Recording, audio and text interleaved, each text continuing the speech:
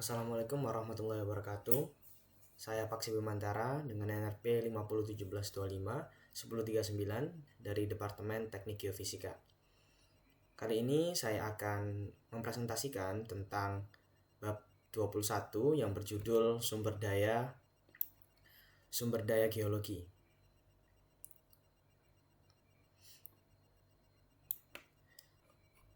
Yang pertama ada gambar 21.1.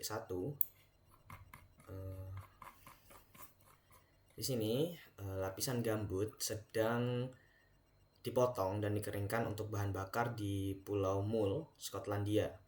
Batu bara sering terbentuk dari gambut. Tahapan awal terbentuknya batu bara dimulai dari gambut, yaitu kumpulan sisa-sisa tumbuhan yang menumpuk menjadi lapisan tebal. Gambut ini masih lembek, basah, dan belum memadat, mirip seperti tikar tanaman yang lembab. Saat dikeringkan, gambut sebenarnya bisa digunakan sebagai bahan bakar, bahkan sudah dipakai sejak zaman kerajaan dan Romawi kuno. Seiring waktu, lapisan gambut mengalami tekanan dan pemadatan, lalu berubah menjadi lignit, yang juga dikenal sebagai batu bara muda atau batu bara coklat. Pada tahap ini, kadang masih terlihat sisa-sisa kayu di dalamnya. Lignit sendiri teksturnya masih cukup lunak dan bisa mudah rapuh atau hancur jika terlalu banyak terkena udara. Selain itu, lignit bisa mengalami pembakaran spontan ketika bereaksi dengan oksigen, sehingga penggunaannya sebagai bahan bakar menjadi agak terbatas. Selanjutnya gambar 21.2. Batu bara tertanam dengan batu pasir.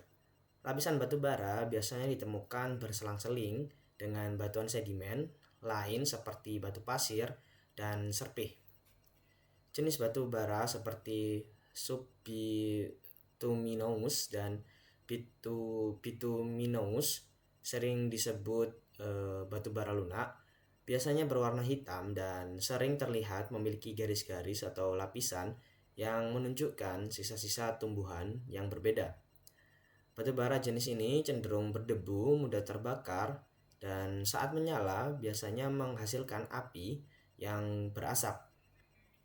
Sementara itu, antrasit atau batu bara keras adalah jenis batu bara dengan kualitas tertinggi. Energi yang tersimpan di dalamnya paling besar dan murni. Antrasit memang lebih sulit dinyalakan, tetapi kelebihannya adalah tidak menghasilkan debu dan tidak berasap saat terbakar. Jika batu bara terus mengalami tekanan dan panas yang lebih tinggi lagi, struktur molekul hidrokarbonnya akan terurai. Pada kondisi metamorf seperti ini, yang tersisa hanyalah karbon murni, yaitu grafit, material yang biasa digunakan sebagai isi pensil. Selanjutnya gambar 21.3, yaitu tambang strip batu bara dekat Gillette, Wyoming, menunjukkan bagian atas lapisan batu bara subbituminous yang tebalnya bisa mencapai 30 meter dan ditutupi oleh lapisan tanah serta batuan penutup setebal 3 hingga 10 meter. Ketebalan lapisan batu bara sendiri bisa sangat bervariasi, mulai dari beberapa sentimeter sampai puluhan meter. Untuk lapisan batu bara yang letaknya dekat permukaan, biasanya digunakan metode penambangan strip. Metode ini dilakukan dengan mengupas seluruh lapisan tanah, batuan, dan vegetasi yang menutupi batu bara. Namun, penambangan strip memiliki dampak yang cukup berat bagi lingkungan. Tanah lapisan atas bisa rusak dan bekas galian meninggalkan lubang yang harus ditutupi kembali dan direhabilitasi agar tidak menyebabkan erosi atau pencemaran air. Meskipun begitu, penambangan strip tetap menjadi cara paling aman dan paling umum untuk menambang sebagian besar cadangan batu bara di dunia, terutama yang dekat dengan permukaan. Selanjutnya gambar 21.4 yaitu tambang batubara bawah tanah. Pada penambangan bawah tanah, para pekerja membuat poros dan terowongan untuk mencapai lapisan batubara yang berada jauh di bawah permukaan tanah. Cara penambangan seperti ini disebut penambangan deep mining atau penambangan dalam. Metode ini sangat beresiko karena lapisan batubara yang rapuh bisa runtuh kapan saja, dan di dalam terowongan sering terdapat gas mudah terbakar serta debu batubara yang bisa memicu ledakan.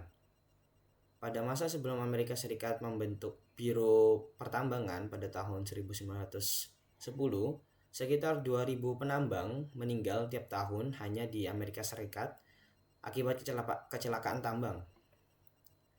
Hingga sekarang, runtuhnya dinding atau atap tambang masih menjadi penyebab sekitar 50% kecelakaan dalam penambangan batubara. Setelah berhasil diambil, batubara biasanya langsung diangkut sebagai bongkahan mentah menggunakan kereta api, truk, tongkang, ataupun kapal menuju pembangkit listrik, pabrik, peleburan, dan tempat lain. Batubara tidak memerlukan banyak proses tambahan sehingga bisa cepat digunakan setelah ditambang. Selanjutnya gambar 21.5 yaitu faktor-faktor penting dalam klasifikasi cadangan dan sumber daya. Sumber daya dan cadangan adalah dua istilah yang penting dalam dunia pertambangan. Secara sederhana, cadangan adalah bagian dari sumber daya.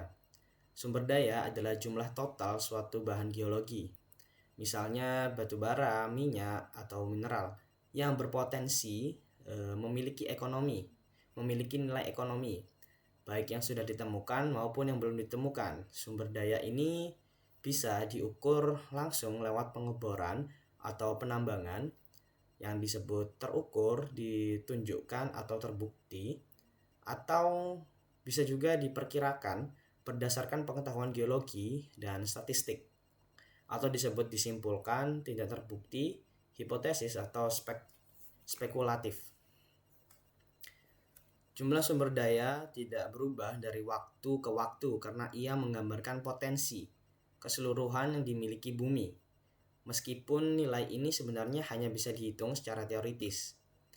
Sebagian dari sumber daya ini yaitu yang sudah ditemukan dan bisa ditambang secara ekonomis dan legal, disebut cadangan. Berbeda dengan sumber daya, cadangan bisa berubah sewaktu-waktu karena berbagai faktor, seperti jika bahan tambang diambil terus-menerus, maka cadangan menyusut, kecuali ada penemuan baru. Lalu jika biaya tenaga kerja naik atau harga jual turun, tambang bisa menjadi tidak ekonomis, sehingga cadangan ikut mengecil. Jika ada teknologi baru yang membuat pencarian atau penambangan lebih mudah, cadangan bisa bertambah. Peraturan hukum dan kebijakan pemerintah juga berpengaruh. Contohnya, lahan yang dilarang untuk ditambang membuat sumber daya di bawahnya tidak boleh dihitung sebagai cadangan. Jika lahan tersebut dibuka, ukuran cadangan bisa meningkat. Selain itu, tidak semua cadangan bisa benar-benar diambil. Sebagian harus dibiarkan. Misalnya untuk menjadi pilar penopang agar terowongan tambang tidak runtuh, mencegah longsor, menghindari pencemaran air, dan sebagainya. Jadi, cadangan adalah bagian dari sumber daya yang bisa dan diperbolehkan untuk ditambang. Sedangkan sumber daya adalah gambaran keseluruhan potensi geologi yang ada. Selanjutnya ada gambar 21.6 yaitu peta yang menunjukkan lokasi dan jenis utama ladang batubara di Amerika Serikat. Peta ini menggunakan kode warna untuk membedakan 4 jenis utama batubara berdasarkan kualitas dan kandungan karbonnya. Pada gambar terlihat warna hitam yaitu untuk batubara antrasit, yaitu batubara dengan kualitas tertinggi, kandungan karbon tertinggi. Lalu untuk yang warna kuning itu untuk bituminous, yaitu batu bara kualitas tinggi, paling umum digunakan untuk pembangkit listrik dan pembuat kokas. Untuk warna merah yaitu untuk batu bara jenis subbituminous, yaitu batu bara dengan kualitas yang sedang, banyak digunakan di Amerika Serikat untuk membangkit listrik. Dan yang terakhir adalah warna oranye, yaitu lignite, batu bara dengan kualitas yang paling rendah, kandungan air yang tinggi, sering disebut batu bara coklat. Dan untuk pembagian geografisnya, peta tersebut juga membagi ladang batu bara Amerika Serikat menjadi 3 wilayah geografis utama. Yang pertama itu ada ladang Appalachian, terletak di wilayah timur Amerika Serikat, misalnya Pennsylvania, West Virginia, Kentucky, Ohio. Didominasi oleh batu bara antrasit berwarna hitam kecil di bagian timur laut dan bituminous yang berwarna kuning. Secara histori merupakan wilayah penghasil batu bara yang sangat penting. Lalu yang kedua ada ladang interior, tersebar di wilayah Midwest, misalnya Illinois, Indiana, Missouri, Michigan, dan Texas. Terutama terdiri dari batu bara bituminous yang berwarna kuning dan beberapa area lignite yang berwarna oranye. Lalu yang ketiga adalah ladang Far Western atau barat jauh, terletak di wilayah pegunungan Rocky dan dataran tinggi barat, misalnya Wyoming, Montana, Colorado, Utah. Didominasi oleh batu bara subbituminous yang berwarna merah dan beberapa area lignite berwarna oranye dan bituminous berwarna kuning. Selanjutnya untuk gambar yang 21.7, di sini materi organik, sisa tumbuhan dan hewan kecil yang terlepas dari hutan bakau atau hutan hujan yang tumbuh di tepi laut bisa membusuk di dalam air, sama seperti jika berada di darat. Namun, sebagian dari materi organik itu akan jatuh ke dasar laut dan tertimbun oleh sedimen di tempat yang minim oksigen. Kondisi inilah yang memungkinkan terbentuknya minyak bumi baru. Namun, tidak semua pantai cocok untuk mengumpulkan materi organik dengan cara ini. Di banyak tempat, arus dasar laut cukup kuat sehingga sisa-sisa organik langsung terbawa ke laut dalam dan tersebar, sehingga tidak sempat untuk menumpuk. Tapi pada beberapa cekungan pesisir, basin laut dekat pantai, nutrisi bisa menjadi sangat terkonsentrasi. Cekungan ini biasanya dipisahkan dari laut terbuka oleh bukit dasar laut yang landai yang disebut dengan sills laut. Pada gambar 21.7 yang A adalah iklim panas dan banyak penguapan. Di sini tidak terbentuk minyak. Jika cekungan pesisir berada di daerah panas dan kering, air akan banyak mengalami penguapan, evaporasi. Hal ini menarik air permukaan dari laut luar untuk masuk ke dalam cekungan. Masuknya air baru ini mendorong air yang lebih dalam keluar melintasi sills laut sebagai arus dasar. Arus dasar ini membawa nutrisi dan materi organik keluar menuju laut terbuka. Akibatnya, dasar cekungan menjadi miskin nutrisi, organik mati tidak sempat menumpuk, tidak ada peluang terbentuknya minyak. Lalu untuk yang B adalah lingkungan ideal pembentukan minyak. Jika ada sungai besar yang mengalir ke cekungan, terutama di iklim yang lebih dingin dan tidak terlalu kering, maka alirannya akan berbeda. Yang terjadi di sini adalah air sungai yang lebih tawar menyebar sebagai lapisan permukaan di atas cekungan. Aliran ini mendorong arus permukaan bergerak menjauh dari pantai. Untuk menggantikan air yang keluar ini, arus dasar mengalir masuk dari laut terbuka menuju cekungan. Sisa-sisa organik mungkin ikut tersapu arus masuk ini, tetapi partikelnya segera jatuh lagi ke dasar. Arusnya tidak cukup kuat untuk membawa materi organik itu jauh. Sedimen dari sungai membantu mengunci materi organik di dasar cekungan. Dan hasilnya adalah cekungan menjadi tempat perangkap nutrisi yang sempurna, materi organik tertimbun dalam jumlah besar, dan inilah kondisi ideal pembentukan minyak bumi di masa depan.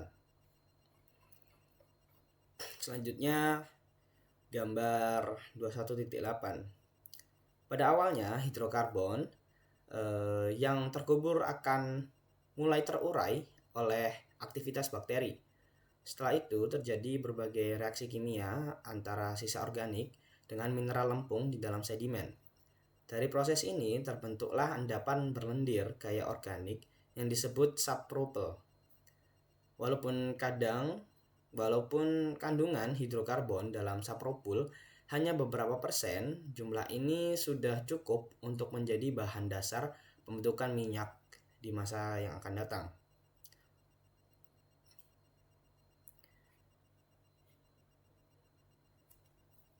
Pada gambar 21.8 terlihat semakin dalam subpropel terkubur, semakin tinggi suhunya. Rata-rata suhunya naik sekitar 8 derajat Celcius setiap 300 meter. Dan dapat dilihat pada gambar, pada kedalaman sekitar 2300 meter, suhu mencapai sekitar 82 derajat Celcius. Pada suhu ini, molekul hidrokarbon yang kompleks mulai pecah dan berubah menjadi minyak bumi. Pada kedalaman 4600 meter, pemanasan alami lebih kuat sehingga hidrokarbon terdegradasi sepenuhnya menjadi gas alam. Bagian antara 2300 sampai 4600 ini disebut jendela minyak atau oil window, yaitu zona ideal tempat subpropel diubah menjadi minyak.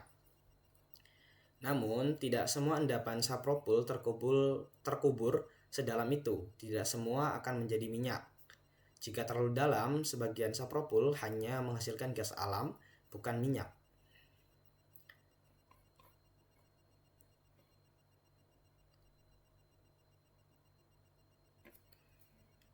Lalu untuk gambar yang 21.9, setelah minyak bumi terbentuk di dalam sedimen yang dalam, minyak tidak langsung diam di tempat.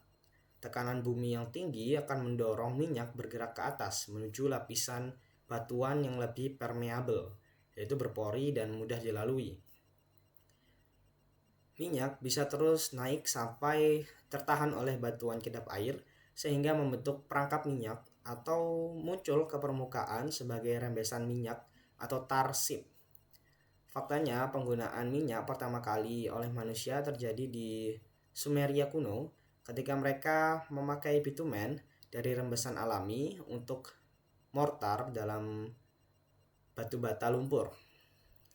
Jadi pada gambar 21.9 di sini yaitu rembesan alami, gambar untuk rembesan alami.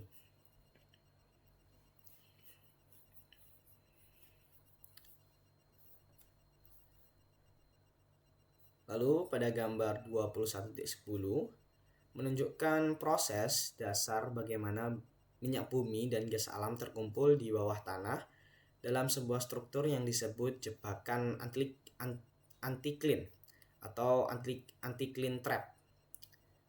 Yang pertama, source rock atau batuan sumber, lapisan terbawah berbintik halus, tempat minyak dan gas terbentuk dari material organik. Lalu untuk panah yang ada gambar di sini itu adalah rising oil, minyak dan gas yang terbentuk bermigrasi ke atas dari batuan sumber ke dalam lapisan di atasnya. Lalu reservoir rock, lapisan berbutir yang berpori dan permeabel seperti batu pasir yang menyimpan hidrokarbon. Jebakan anti-clean atau anti-cleanal traps, struktur lipatan batuan berbentuk kubah ke atas yang menyediakan tempat untuk akumulasi hidrokarbon. Lapisan kedap air impermeable yang melengkung di atas reservoir mencegah minyak dan gas terus bergerak ke permukaan. gas alam paling ringan terperangkap di puncak jebakan, diikuti oleh minyak bumi (oil reservoirs) di bawahnya dan air jenuh buatan di bagian paling bawah karena densitasnya yang paling tinggi.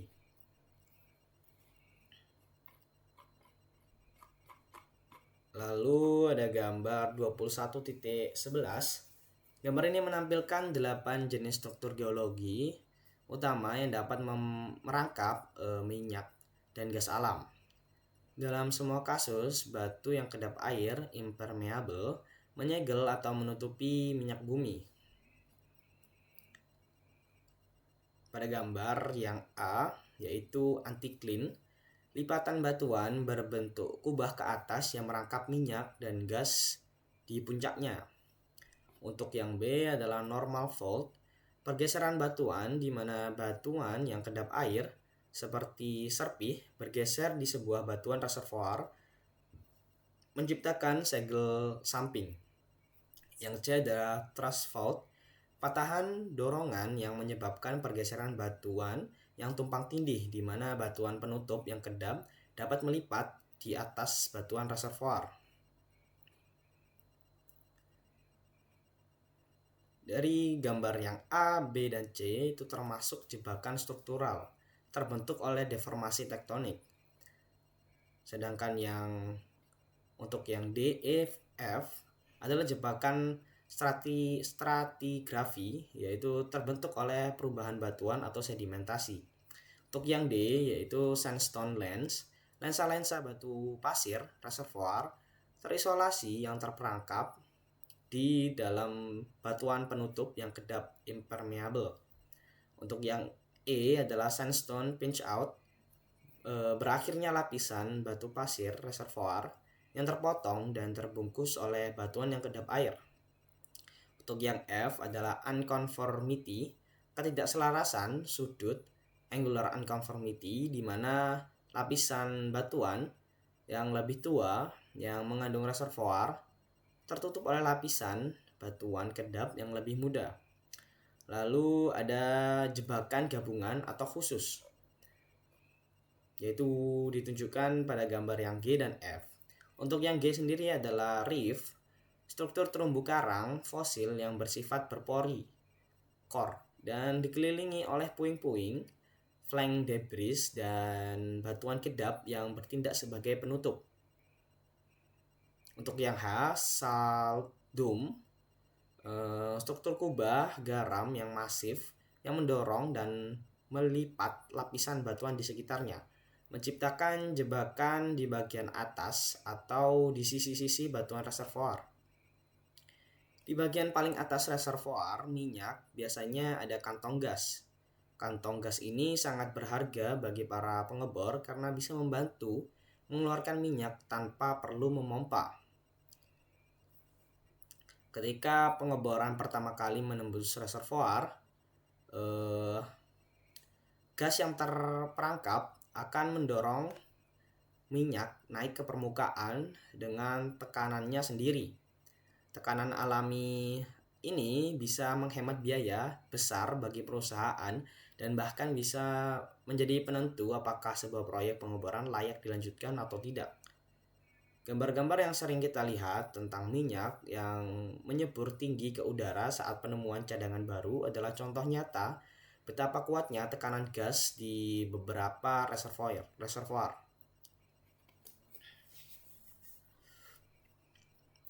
Pada gambar yang 21.12 ini adalah metode water flooding atau juga water flooding. Tekanan tidak berlangsung selamanya. Seiring waktu, tekanan fluida dalam reservoir menurun sehingga minyak semakin sulit untuk diangkat dan operasi menjadi kurang menguntungkan. Untuk mengambil minyak yang masih tersisa, perusahaan bisa menggunakan metode seperti water flooding, yaitu menyuntikkan air ke dalam reservoir. Air ini akan mendorong minyak yang ada di depannya menuju sumur produksi sehingga minyak bisa diambil. Selain air, kadang digunakan juga uap panas untuk membantu mendorong minyak keluar. Dengan metode tambahan seperti ini, disebut metode pemulihan sekunder.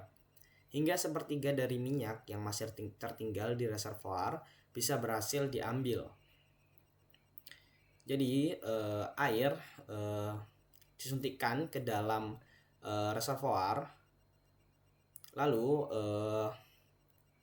air akan mendorong minyak yang ada di depannya menuju sumber produksi sehingga dapat diambil dengan mudah.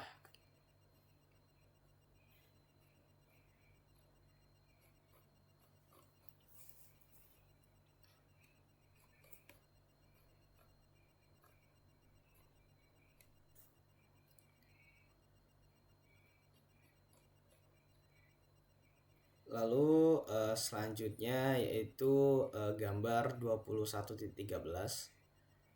Ladang minyak adalah wilayah yang dilalui oleh satu atau lebih cadangan minyak.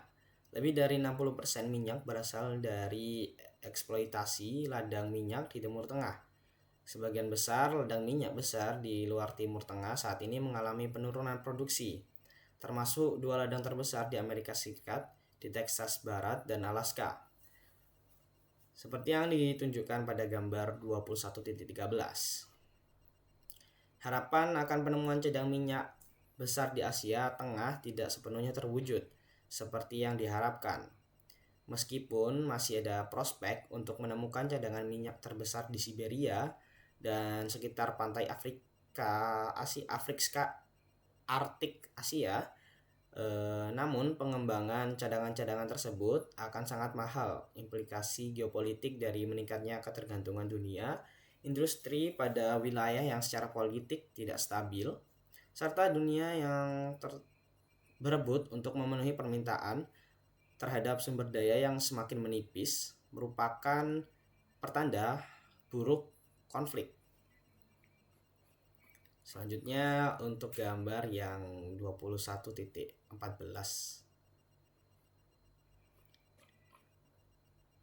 Meskipun cadangan dan sumber daya batu bara dapat diperkirakan atau ditentukan dengan tingkat keyakinan yang wajar, para geologi kurang yakin tentang jumlah minyak bumi di dunia karena minyak bumi tersebar luas di kerak bumi dan sulit dilacak. Survei Geologi Amerika Serikat menilai cadangan minyak bumi yang dapat diekstraksi di dunia untuk tahun 2000 dan memperkirakan cadangan global sebesar 870 miliar barrel. Total sumber daya tentu saja jauh lebih besar daripada cadangan. Perkiraan USGS sekitar 2.300 miliar barrel termasuk cadangan, sebagian besar berada di lokasi yang sulit dijangkau di bawah dasar laut atau di lingkungan subarktik, seperti yang terlihat pada gambar 21.14. Saat ini dunia mengonsumsi 1 miliar barrel minyak setiap 10 hari, memberi kita waktu 30 hingga 40 tahun sebelum cadangan ini habis. Perkiraan seperti ini bagaimanapun tidak memperhitungkan perubahan ukuran cadangan dan tingkat konsumsi. Meskipun demikian, perkiraan ini berguna untuk menggambarkan seberapa banyak cadangan siap pakai yang kita miliki saat ini. Selanjutnya untuk gambar yang 21.15. Serpihan minyak adalah jenis batuan serpih berwarna hitam atau coklat yang punya banyak sekali bahan organik padat di dalamnya.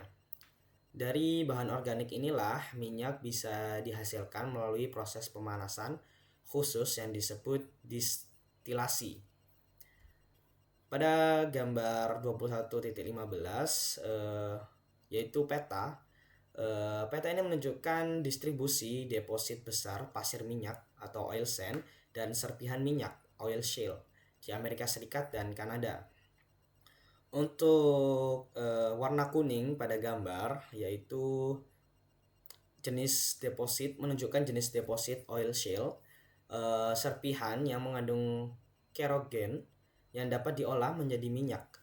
Lokasinya meliputi area yang luas, terutama di bagian tengah Amerika Serikat.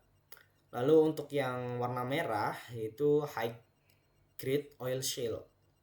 Area dengan kualitas serpihan minyak yang tinggi. Terletak di formasi Green River mencakup Utah, Colorado, dan Wyoming. Lalu untuk yang warna hijau adalah oil sand, campuran pasir, air, lempung, dan bitumen. Minyak bumi yang sangat kental. Terpusat di Athabasca Sand di Kanada bagian barat dan beberapa area di Amerika Serikat. Deposit ini sering disebut sumber daya minyak non-konvensional karena memerlukan pemrosesan dan energi yang lebih intensif untuk mengekstrak minyaknya dibandingkan dengan minyak bumi cair biasa. Lalu untuk yang gambar 21.16 yaitu penambangan serpih minyak. Gambar ini adalah foto tebing serpih minyak oil shale yang ditambang di dekat Rifle, Colorado. Serpih minyak di lokasi ini merupakan bagian dari deposit high grade oil shale di formasi Green River. Seperti yang ditunjukkan pada gambar 21.15 sebelumnya. Serpihan minyak mengandung kerogen yang merupakan prekursor minyak padat. Kerogen ini dapat diolah menjadi minyak cair dengan pemanasan retorting. Foto ini menunjukkan skala penambangan terbuka yang diperlukan untuk mengakses sumber daya energi non-konvensional. Selanjutnya untuk gambar yang 21.17. Setelah uranium diproses, U235 dimasukkan ke dalam batang bahan bakar lalu dimasukkan ke inti reaktor nuklir. Inti reaktor ini berada di dalam wadah besar dari baja dan beton yang berfungsi sebagai pelindung agar radiasi tidak keluar dan membahayakan orang di luar. Di dalam wadah itu juga ada cairan khusus bernama moderator, biasanya berupa air. Cairan ini punya dua fungsi penting, yaitu membantu memperlambat neutron dan sebagai pembawa panas. Batang bahan bakar ini ukurannya mirip panjang mobil, tapi sangat berat, bisa mencapai 65.000 pon, sekitar 29 ton. Meskipun mengandung uranium, kadar U235 di dalamnya hanya 2-3%. Sisanya adalah U238 yang mudah bereaksi. Namun, kadar kecil U235 ini sudah cukup untuk menciptakan reaksi berantai saat reaktor dijalankan. Ketika inti atom U235 pecah, ia melepaskan panas dan neutron.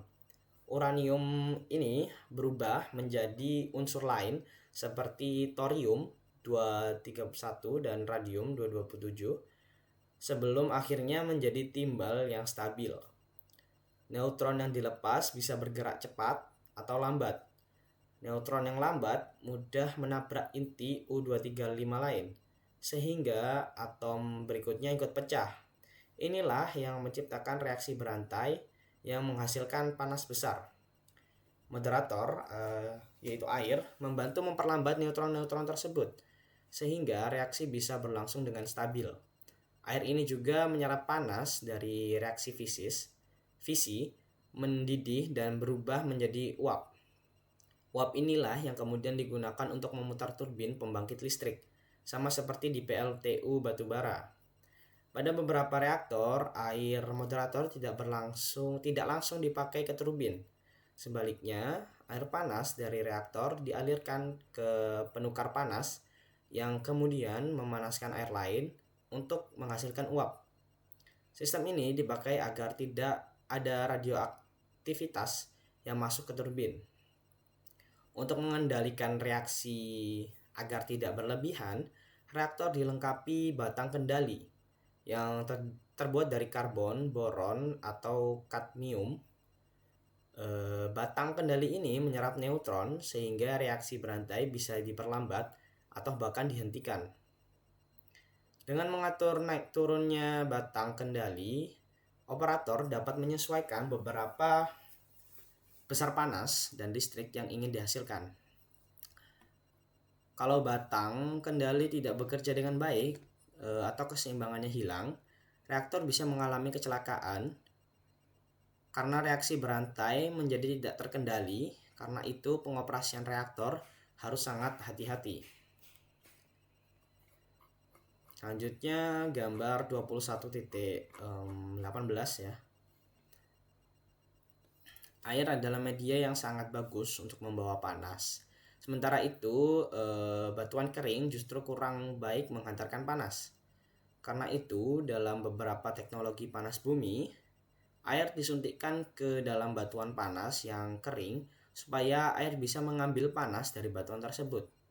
Untuk membuat sistem ini bekerja, batuan biasanya direkah secara batuan agar ada ruang untuk menampung air.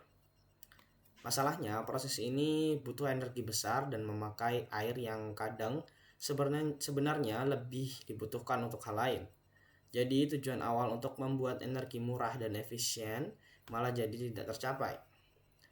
Di area yang sudah punya panas alami yang kuat, seperti daerah vulkanik aktif, konsep ini lebih mungkin berhasil. Misalnya di Kilauea, Hawaii, atau Krafla, Islandia, magma sering naik mendekati permukaan dan menghangatkan batuan, sehingga sumber panasnya terus terisi ulang. Tapi resiko besarnya kalau gunung meletus, pembangkit panas bumi di daerah itu bisa langsung hancur. Masalah lain, air panas bumi biasanya mengandung mineral terlarut, air garam, dan kadang asam. Semua ini bisa merusak pipa dan turbin karena menyebabkan korosi atau penyumbatan perawatan pembangkitan jadi mahal. Selain itu, uap panas yang keluar juga bisa membawa gas-gas alami yang baunya tidak enak atau berbahaya, sehingga harus dibersihkan dulu sebelum dilepas ke udara. Walaupun ada banyak tantangan, energi panas bumi tetap cukup bersaing dibandingkan bahan bakar fosil. Nilai EROI-nya sekitar 13 yang termasuk bagus.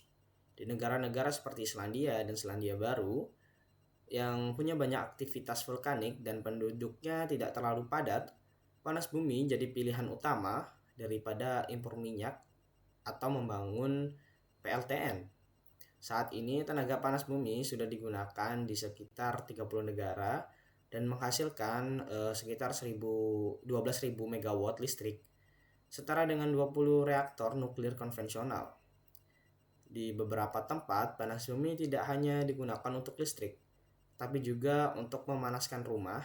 Air panas dialirkan lewat pipa untuk menghangatkan ruangan, bahkan bisa juga digunakan langsung di kamar mandi atau keran air panas sehari-hari, seperti yang ditunjukkan pada gambar 21.18.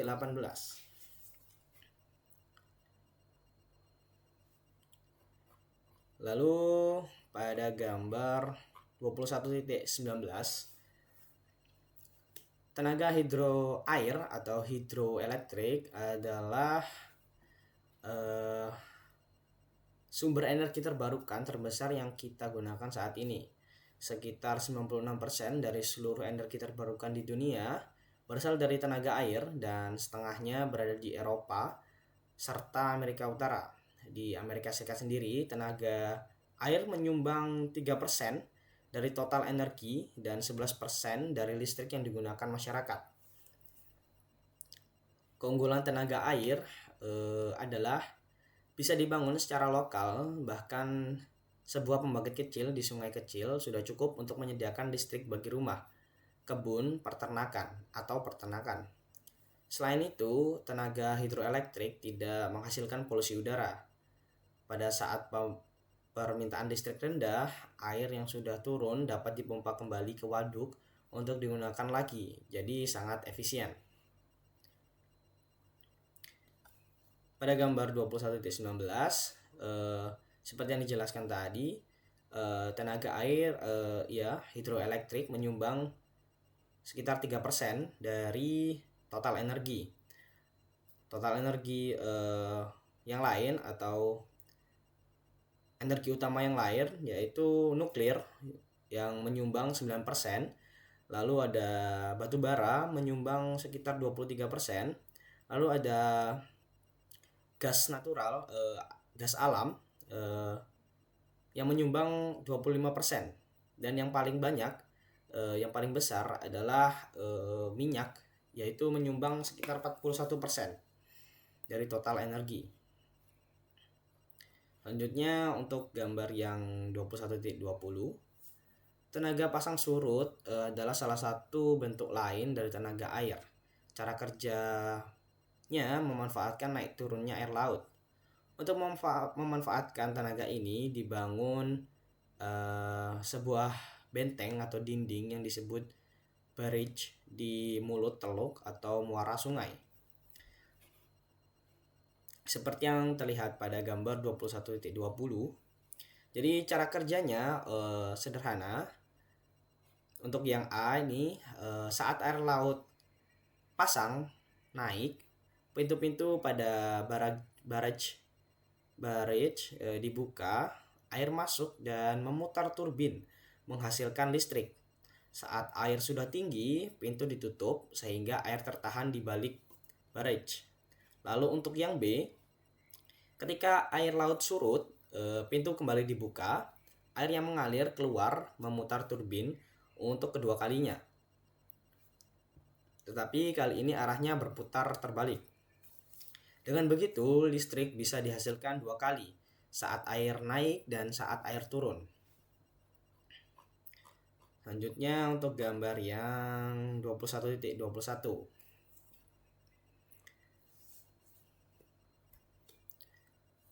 Pengendapan kristal terjadi ketika magma yang panas mulai mendingin sedikit demi sedikit. Saat mendingin, beberapa mineral terbentuk lebih dulu dibanding mineral lainnya. Mineral-mineral yang terbentuk lebih awal ini akan jatuh ke dasar tubuh magma karena berat, sehingga mengumpul di bagian bawah. Dari proses pengendapan inilah beberapa logam penting bisa terbentuk dalam jumlah banyak. Misalnya logam kromium berasal dari lapisan kromit yang mengendap di dasar seal atau intrusi magma lainnya.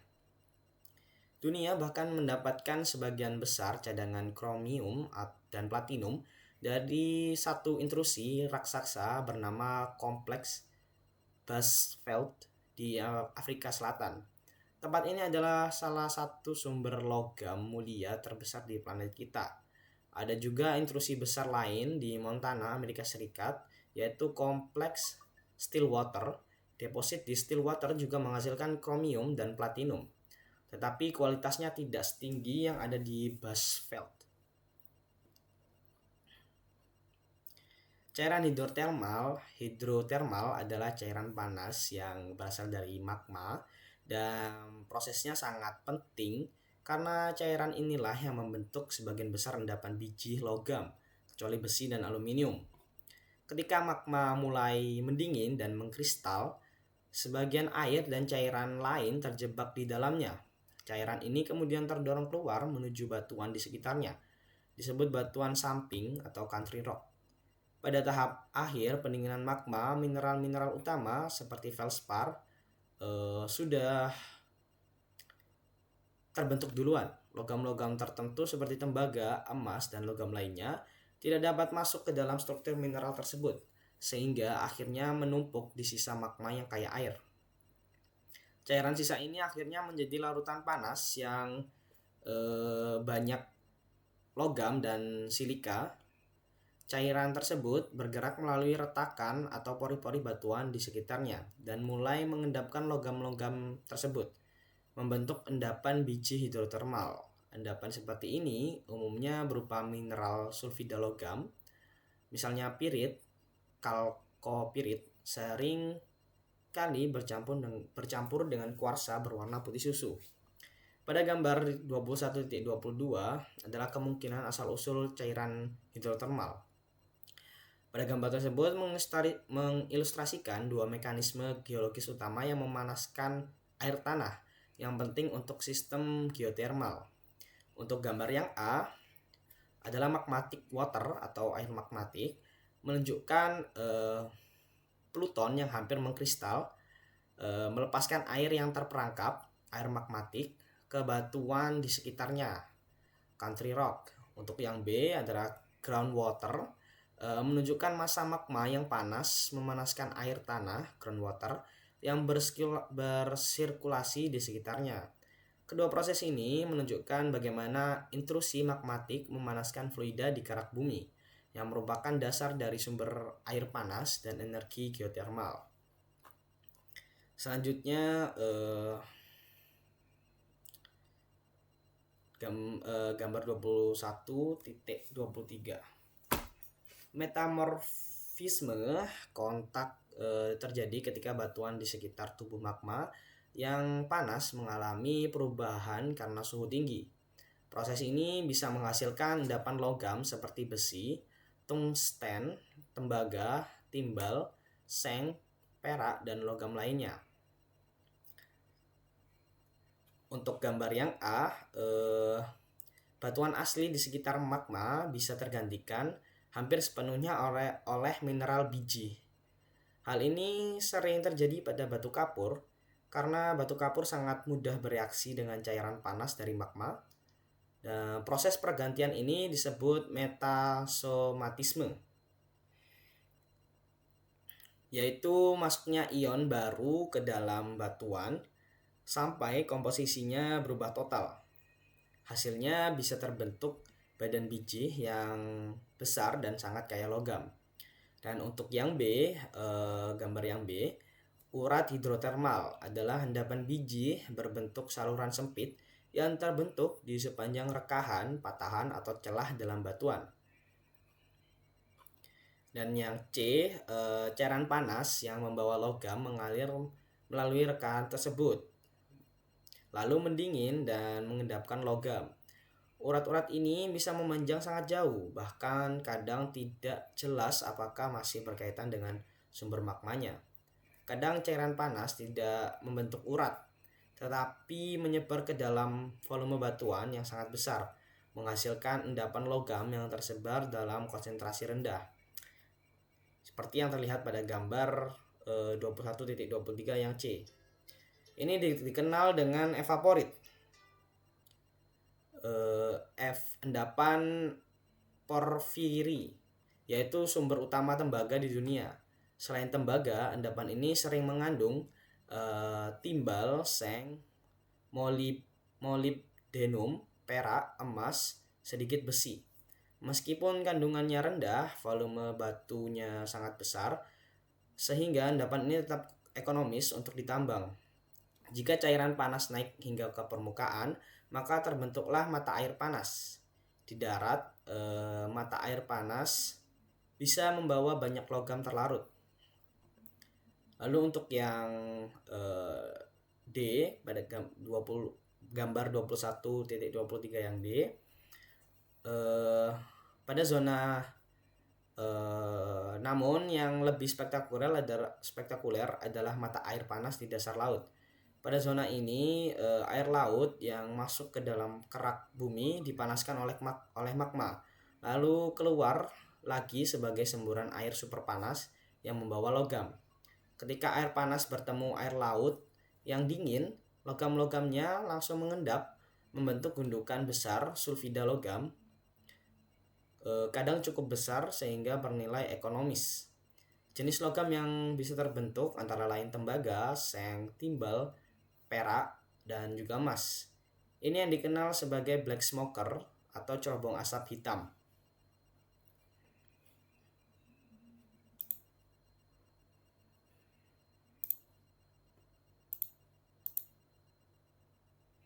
Selanjutnya untuk gambar yang 21.24 yaitu vena kuarsa hidrotermal dalam granit. Jenis logam yang sering ditemukan pada urat hidrotermal atau vena hidrotermal antara lain timbal, seng, perak, emas, tungsten, timah, merkuri, dan sebagian tembaga. Di dalam urat ini biasanya logam bercampur dengan kuarsa. Lalu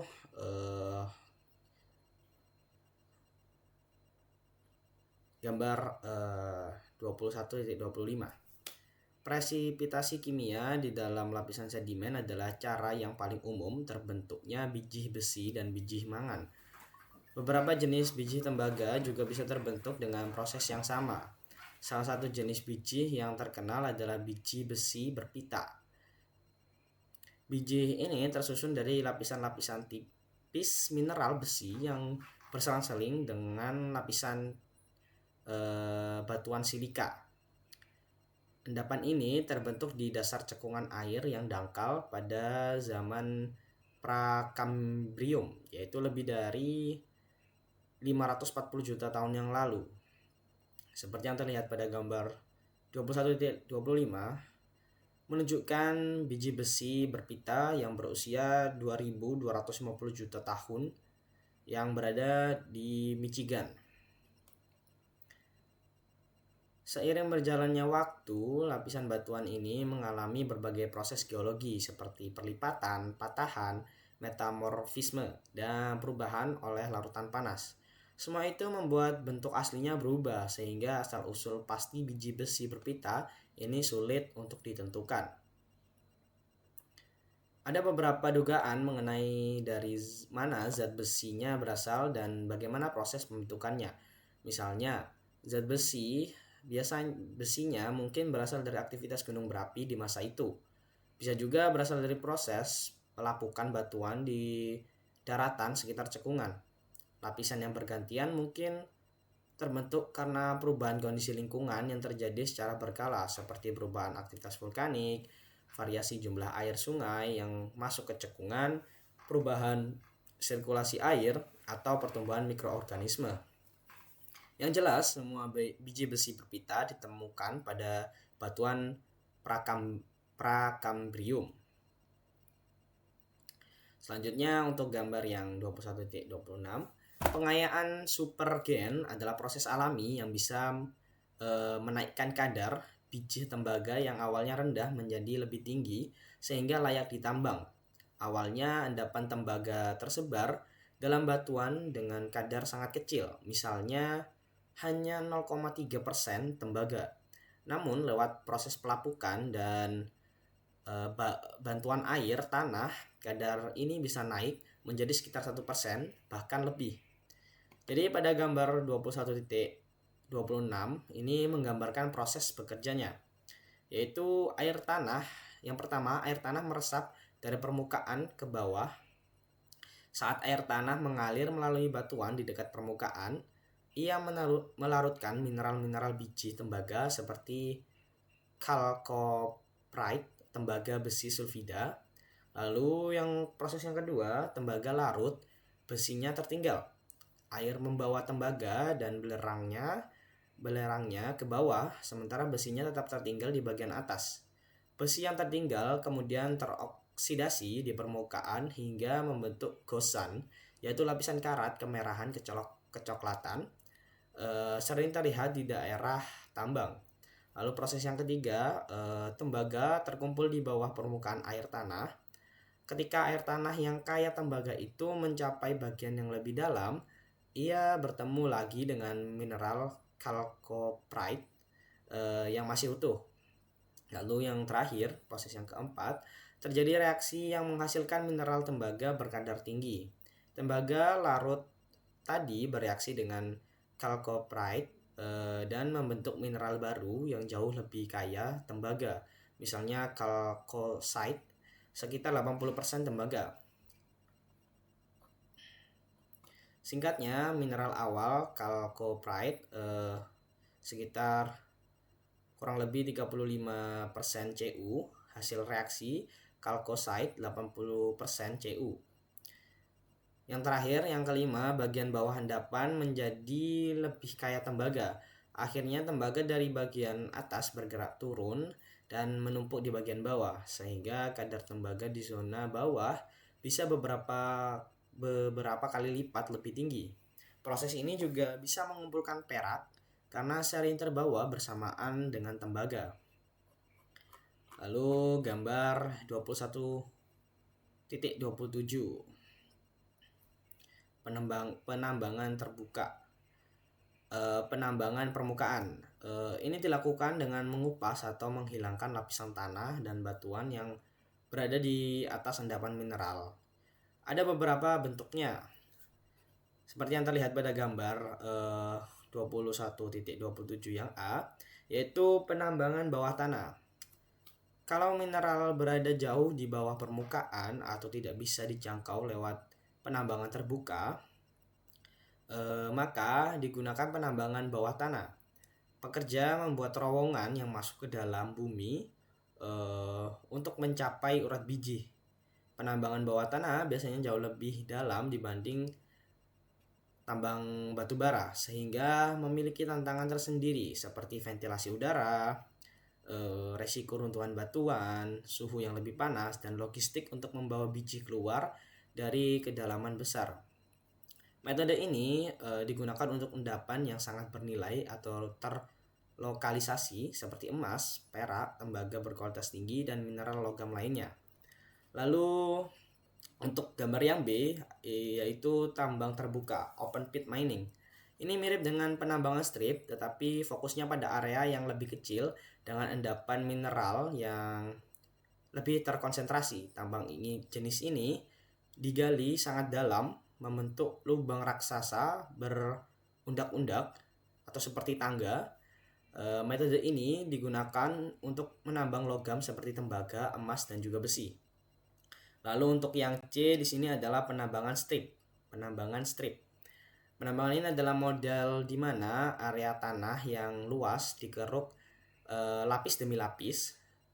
Cara ini cocok untuk endapan yang letaknya dekat permukaan dan tersebar luas, seperti bauksit, biji aluminium, yang banyak ditemukan di daerah tropis karena bauksit berada di lapisan tanah hasil pelapukan. Metode ini sering jadi pilihan paling efisien. Lalu yang terakhir, yang D, adalah tambang placer. Tambang placer mengambil mineral yang terkumpul akibat proses pengendapan oleh air, misalnya di sungai kuno atau sungai yang masih aktif, endapan pantai. Metode ini sering digunakan untuk menambang emas, timah, atau batu permata yang terbawa dan berkumpul oleh aliran air. Selanjutnya gambar 21.28. Pada gambar ini adalah desain tambang. Desain tambang biasanya dibuat dengan mempertimbangkan 3 hal penting, yaitu yang pertama, bentuk dan ukuran endapan biji di bawah tanah. Yang kedua, keamanan para pekerja, dan yang ketiga, cara agar penambang menghasilkan keuntungan sebesar mungkin. Untuk bisa mengambil biji, penambang biasanya membuat serangkaian lorong vertikal dan horizontal. Yang pertama, lorong vertikal, shaft atau poros. Lorong vertikal disebut poros, yang fungsinya mengangkat dan menurunkan para penambang dengan elevator, membawa biji ke permukaan menjadi jalur kabel listrik, pipa air, dan udara segar. Para penambang bisa menggali poros sekitar 30 kaki atau kurang lebih 9 meter per hari dengan cara diledakkan atau diledakkan lalu dibersihkan. Lalu ada yang kedua ada lorong horizontal atau adit atau drift. Lorong horizontal disebut adit.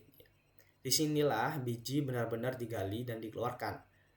Pada tambang yang besar, banyak lorong horizontal bercabang dari satu poros utama. Yang ketiga ada landai. Landai adalah lorong miring. Biasanya dilengkapi rel atau jalur khusus tempat gerobak biji ditarik dengan alat winch. Landai membantu menghubungkan tingkat-tingkat tambang yang berbeda. Lalu yang keempat ada stup. Kadang ada bagian biji yang sangat kaya, sehingga penambang bisa membuat ruang bawah tanah besar untuk mengambilnya. Ruang besar ini disebut stup.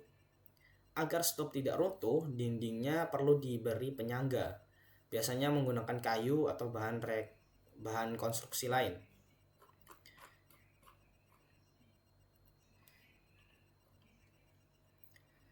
Selanjutnya untuk gambar 21.29. Mineral utama penghasil biji adalah hematit atau hematit dan magnetit.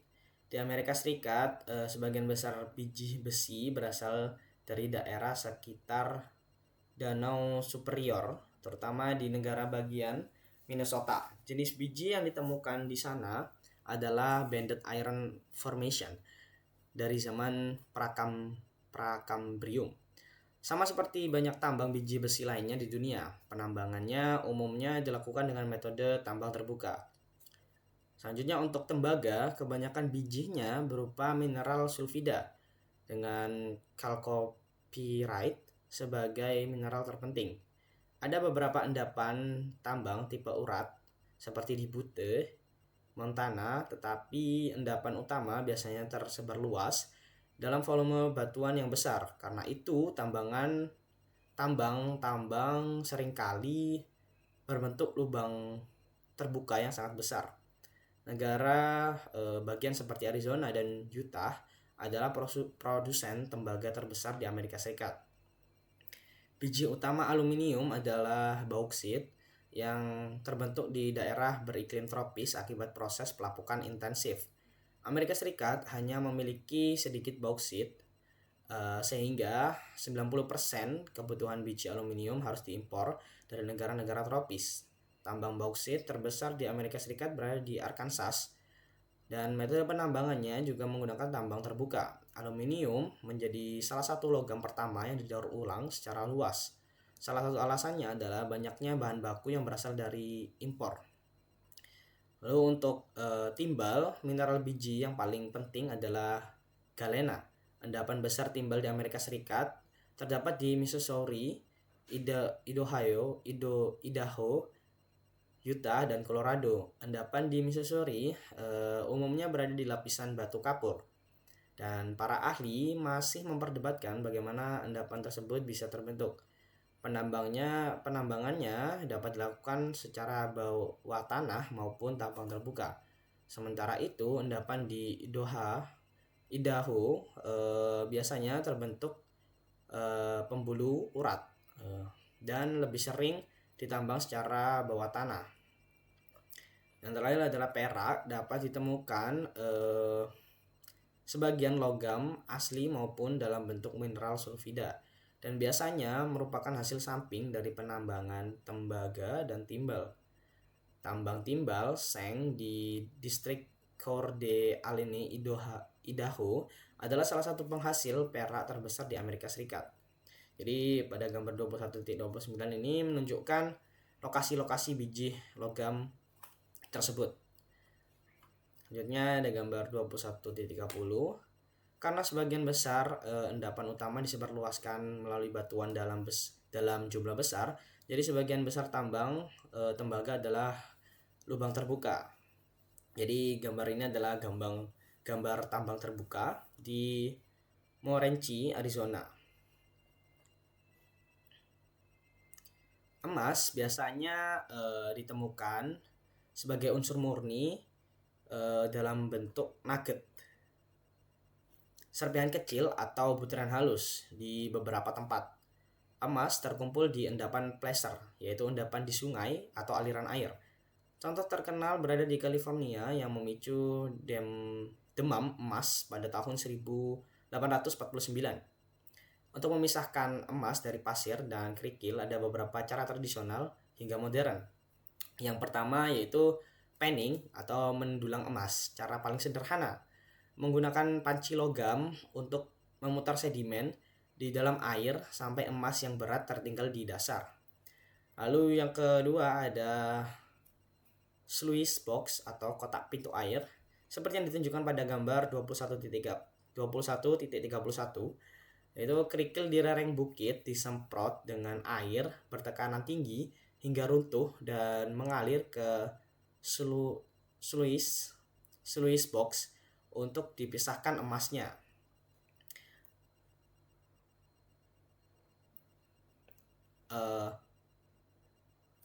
Sluice box, air membawa kerikil melewati kotak panjang.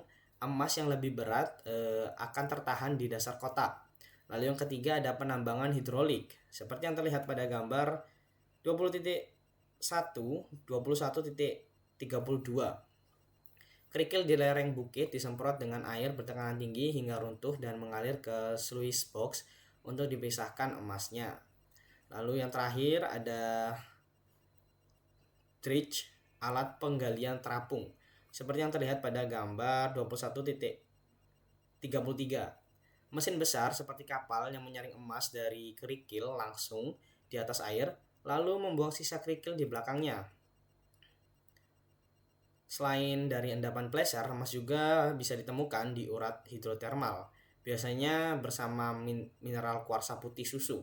Di tempat-tempat seperti Colorado dan era Mother Lode di California, emas jenis ini biasanya ditambang dengan metode bawah tanah.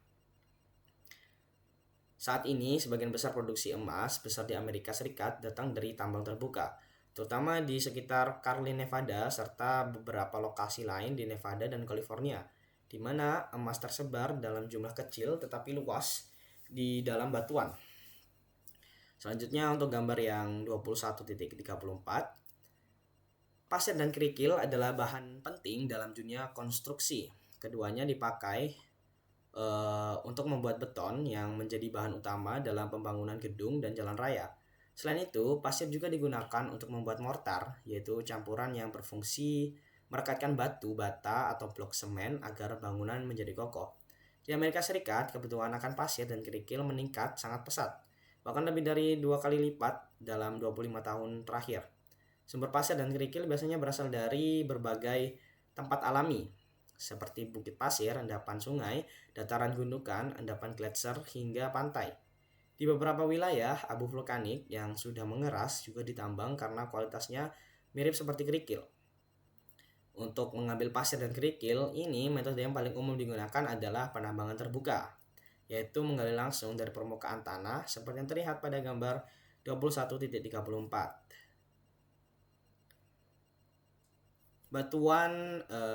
Batu adalah istilah umum untuk material yang digunakan dalam konstruksi. Ada yang dipakai dalam bentuk balok besar untuk membangun gedung, dan ada juga yang dihancurkan menjadi potongan kecil-kecil untuk membuat lapisan jalan. Dalam pembangunan, jenis batu yang paling sering digunakan adalah batu kapur dan granit.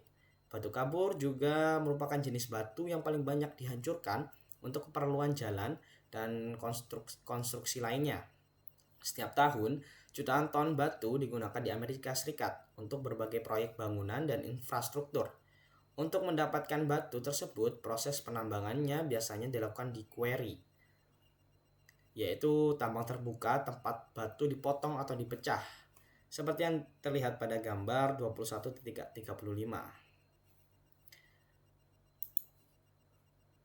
Dan sekian yang dapat saya sampaikan. Saya mohon maaf apabila ada penyampaian yang kurang berkenan dan kata-kata yang kurang sopan untuk didengar. Saya mohon maaf. Wassalamualaikum warahmatullahi wabarakatuh.